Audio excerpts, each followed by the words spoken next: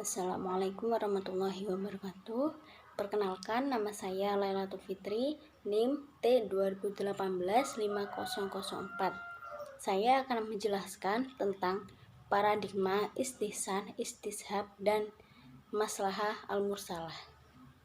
Yang pertama yaitu pengertian istihsan. Secara etimologi, istihsan berarti menyatukan dan meyakini baiknya sesuatu. Secara terminologi, Imam Al-Syarashi, ahli ilmu fikih Hanafi, menyatakan bahwa istihsan itu berarti meninggalkan kias dan mengamalkan yang lebih kuat dari itu karena adanya dalil yang menghendakinya serta lebih sesuai dengan kemaslahatan umat manusia. Adapun di kalangan Syafi'i tidak ditemukan definisi istihsan karena sejak semula mereka telah menerima istihsan sebagai salah satu dalil dalam menetapkan hukum syara. Secara bahasa, istihsan mempunyai arti menganggap baik sesuatu atau mengira sesuatu itu baik. Adanya seseorang yang telah menghadapi dua hal yang kedua baik. Akan tetapi ada hal yang mendorongnya untuk meninggalkan satu di antara dan menetapkan yang satunya karena dianggap lebih baik untuk diamalkan. Adapun pengertian secara istilah adalah beramal dengan ijtihad dengan dalih pendapat umum dalam menentukan sesuatu yang syara, kemudian menyerahkannya kepada pribadi masing-masing. Dari pengertian di atas dapat disimpulkan bahwa istihsan merupakan penetapan hukum dengan berpedoman kepada dalil yang bersifat khusus. Maka dalam menetapkan hukum itu berpedoman pada dalil khusus yang bersifat khusus juga. Yang kedua yaitu pembagian istihsan. Adapun istihsan dibagi menjadi dua jenis, yaitu dapat dilihat dari segi pemindahan hukumnya dan dari sandaran dalilnya. Adapun istihsan dari segi pemindahan hukumnya terbagi menjadi dua, yaitu istihsan dengan cara pemindahan hukum kulli kepada hukum juz'i. Yang kedua yaitu istihsan dengan cara pemindahan dari kias jail menjadi kepada kias kahfi. Adapun istihsan dari segi sandaran dalilnya terbagi beberapa macam, yaitu sebagai berikut. 1. Istihsan yang disandarkan kepada teks Al-Quran atau hadis yang lebih kuat. Kedua, istihsan yang disandarkan kepada ijma'. Contohnya, orang yang memberi upah kepada orang yang berjasa mencari hewan jangkrik untuk menjadi makanan burung. Hal ini bukan dimaksudkan untuk jual beli jangkrik, namun bertujuan untuk mengapresiasi jasa orang tersebut, sang penjual jangkrik. Yang ketiga yaitu istihsan yang bersandar kepada adat kebiasaan atau urfi. Sebagian ulama berpendapat bahwa wakaf dengan barang yang bergerak seperti hewan, ternak, motor, karena lazimnya atau pada umumnya orang wakaf itu berupa benda mati atau tidak bergerak, seperti tanah, rumah, tumbuhan, dan sebagainya. Yang keempat yaitu istihsan yang disandarkan kepada urusan yang sangat darurat. Contohnya, memegang Al-Quran dalam keadaan tidak suci, karena kondisi Al-Quran tersebut berada di tempat yang kotor atau menjijikkan. Jadi tujuannya untuk menyelamatkan Al-Quran dan menaruhnya kembali ke tempat yang lebih layak. Yang kelima yaitu istihsan yang disandarkan kepada kemaslahatan. Contohnya, kehidupan sosial kita sering mengalami perbedaan pendapat, entah dengan keluarga maupun masyarakat. Maka dari itu perlu untuk adanya sikap toleransi antar sesama manusia. Yang keenam yaitu istihsan yang disandarkan kepada kias kahfi. Contohnya, mematikan binatang tanpa adanya sebab yang pasti.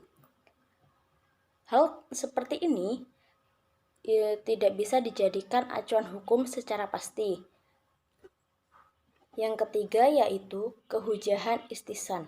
Terdapat perbedaan ulama usul fikih dalam menetapkan istisan sebagai salah satu metode atau dalil dalam menetapkan hukum syara. Alasan yang mereka kemukakan adalah adanya ayat-ayat yang mengacu kepada mengangkat kesulitan dan kesempitan dari umat manusia. Ulama Syafi'i, Zahiriyah, Syiah, dan Mu'tazilah tidak menerima istisan sebagai salah satu dalil dalam menetapkan hukum syara. Alasan mereka sebagaimana yang dikemukakan oleh Imam Syafi'i, yaitu yang pertama, hukum-hukum syara itu ditetapkan berdasarkan nas atau Al-Quran dan hadis. Yang kedua, sejumlah ayat telah menuntut umat Islam untuk taat dan patuh kepada Allah dan Rasul-Nya, dan secara tegas melarang mengikuti hawa nafsu dalam persoalan yang dihadapi manusia. Yang ketiga, yaitu istisan adalah upaya penetapan hukum dengan akal dan hawa nafsu saja. Yang keempat, Rasulullah Shallallahu Alaihi Wasallam tidak pernah mengeluarkan fatwanya yang berdasarkan istisan. Yang kelima, Rasulullah telah membantah fatwa sebagian sahabatnya yang berada di daerah ketika mereka menetapkan hukum berdasarkan istisan atau sangkaan baik mereka. Yang keenam yaitu istisan tidak mempunyai kriteria dan tolak ukur yang jelas dan dapat dipertanggungjawabkan. Setelah saya membahas tentang istisan, maka akan beralih ke pembahasan istishab. Yang pertama yaitu pengertian istishab. Secara etimologi, istishab berarti minta bersahabat atau membandingkan sesuatu dan mendekatkannya. Secara terminologi, Imam Asy-Syaukani dalam kitabnya Irsyad al-Fuluh mengemukakan bahwa istishab adalah dalil yang mengandung perkara selama tidak ada yang mengubahnya. Atau secara bahasa, istishab adalah menyertakan, membawa, dan tidak melepas maupun melepaskan atau meninggalkan sesuatu. Apabila dalam suatu kasus telah ada hukumnya dan tidak diketahui ada dalil lain yang mengubah hukum tersebut, maka hukum yang telah ada di masa lampau itu tetap berlaku dan terus menjadi acuan hukum. Yang kedua yaitu istishab yang menurut akal dan syara hukumnya tetap dan berlangsung terus. Ibnu Qayyim al-Jauziyah, seorang ahli ilmu fikih Hambali, menyebutkan dengan was al-sabit li al-hukmi hatta yusbita khilafahu. Sifat yang melekat pada suatu hukum sampai ditetapkan hukum yang berbeda dengan itu. Terhadap kehujahan istishab bentuk kedua ini terdapat perbedaan pendapat ulama usul fikih. Yang ketiga yaitu istishab terdapat dalil yang bersifat umum sebelum datangnya dalil yang mengkhususkan, dan istishab dengan nas selama tidak ada dalil najhi yang membatalkannya. Yang keempat yaitu istishab hukum akal sampai datangnya hukum syar'i. Manusia tidak diperkenankan hukum syara sebelum datangnya hukum syara, seperti tidak adanya pembebanan hukum dan akibat hukumnya terhadap umat manusia sampai datangnya dalil syara yang menentukan hukum. Yang kelima yaitu istishab yang ditetapkan berdasarkan ijma, tetapi keberadaan ijma itu diperselisihkan kehujahannya. Yang ketiga yaitu kehujahan istishab. Para ulama usul fikih berpendapat tentang kehujahan istishab tidak ada dalil syara yang menjelaskan sesuatu kasus yang dihadapi. Menurut ulama mutakallimin atau ahli kalam, istishab tidak bisa dijadikan dalil karena hukum yang ditetapkan pada masa lampau mendekati adanya dalil. Dengan demikian, untuk menetapkan hukum yang sama pada masa sekarang dan yang akan datang harus pula berdasarkan dalil. Menurut mayoritas ulama Hanafiyah, khususnya mutaakhirin atau generasi belakangan atau terakhir, istisab bisa menjadi hujah untuk menetapkan hukum itu tetapi berlaku pada masa yang akan datang, tetapi tidak bisa menetapkan hukum yang akan ada. Yang terakhir yaitu maslahah al-mursalah. Pengertian maslahah al-mursalah secara bahasa, maslahah berarti mendatangkan kebaikan atau yang membawa manfaat dan menolak kerusakan, serta kata mursalah artinya terlepas, bebas, tidak terikat dengan dalil agama atau Al-Quran dan Al-Hadis, tidak ada larangan.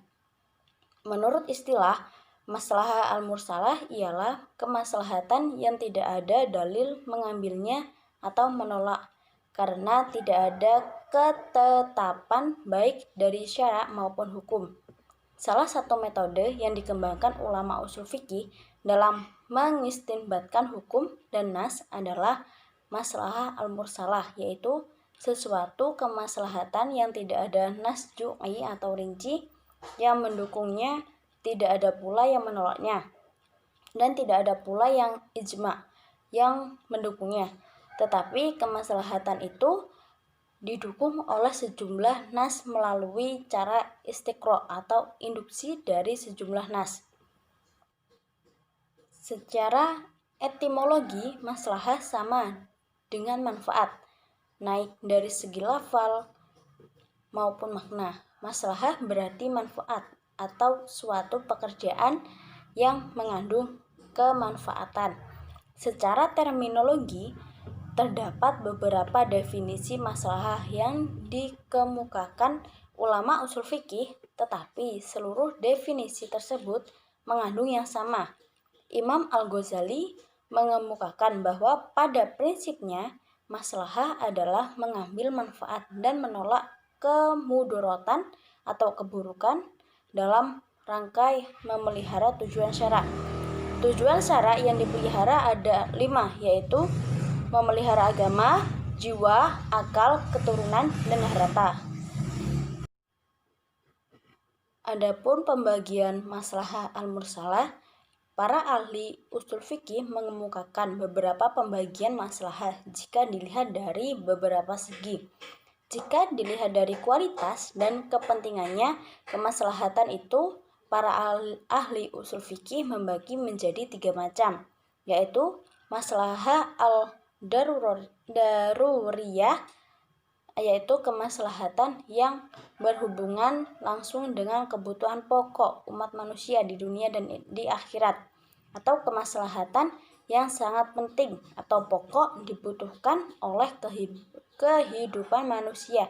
Jika ada salah satu tidak ada, maka hal tersebut menjadi lain karena tidak diketahui dari tujuan syara dalam menetapkan hukum serta berkaitan secara langsung atau tidak dengan 5 prinsip pokok bagi kehidupan manusia, yaitu memelihara agama, memelihara jiwa, memelihara akal, memelihara keturunan, dan memelihara harta.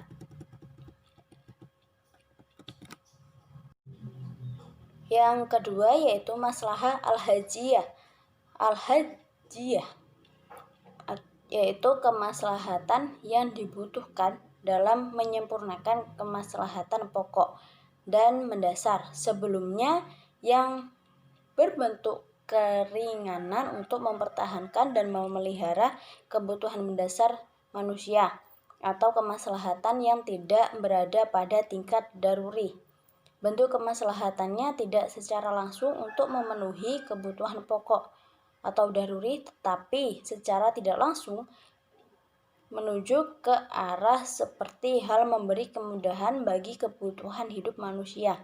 Yang ketiga yaitu maslahah al-tasiniyah, yaitu kemaslahatan yang sifatnya pelengkap berupa keluasan yang dapat melengkapi kemaslahatan sebelumnya. Maslahah yang tidak sampai pada tingkat hajiah namun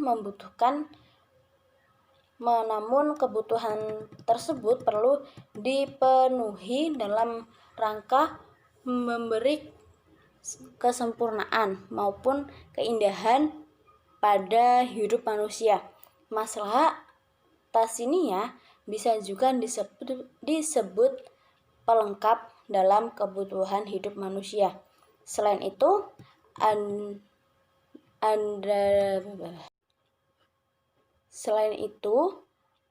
dari adanya kerasinan antara anggapan baik oleh akal dengan tujuan syara dapat ditetapkan hukum.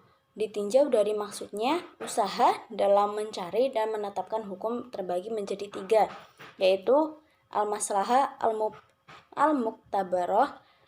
Al-maslahah al-muktabarah merupakan maslahah yang secara tegas diakui syariat serta telah ditetapkan ketentuan hukum untuk merealisasikannya.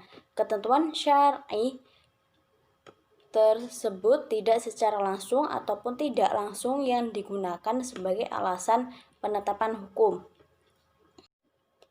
Yang ketiga yaitu kehujahan maslahah. Para ulama ushul fikih sepakat menyatakan bahwa maslahah al-muktabarah dapat dijadikan hukum sebagai hujah dalam menetapkan hukum Islam. Kemaslahatan seperti ini termasuk metode qiyas. Mereka juga sepakat bahwa maslahah al-mughal tidak dapat dijadikan hujah dan menetapkan hukum Islam. Demikian juga kemaslahatan al-ghoribah karena tidak ditemukan dalam praktik syara. Adapun terhadap kehujahan maslahah al-mursalah pada prinsipnya jumhurah ulama menerimanya sebagai salah satu alasan dalam menetapkan hukum syara sekalipun dalam penempatannya dan penempatan mereka berbeda pendapat. Untuk menjadikan maslahah al-mursalah sebagai dalil dan menetapkan hukum, ulama Malikiyah dan Hanbilah mensyaratkan 3 syarat, yaitu yang pertama, kemaslahatan itu sejalan dengan kehendak syara dan termasuk dalam jenis kemaslahatan yang didukung nas secara umum. Yang kedua yaitu kemaslahatan itu bersifat rasional yang pasti, bukan perkiraan, sehingga hukum yang ditetapkan melalui maslahah al-mursalah itu benar-benar menghasilkan manfaat dan menghindari menolak kemunduran. Yang ketiga yaitu kemaslahatan itu menyangkut kepentingan orang banyak, bukan kepentingan pribadi atau kelompok kecil tertentu. Sekian penjelasan dari saya, kurang lebihnya mohon maaf. Saya akhiri. Wassalamualaikum warahmatullahi wabarakatuh.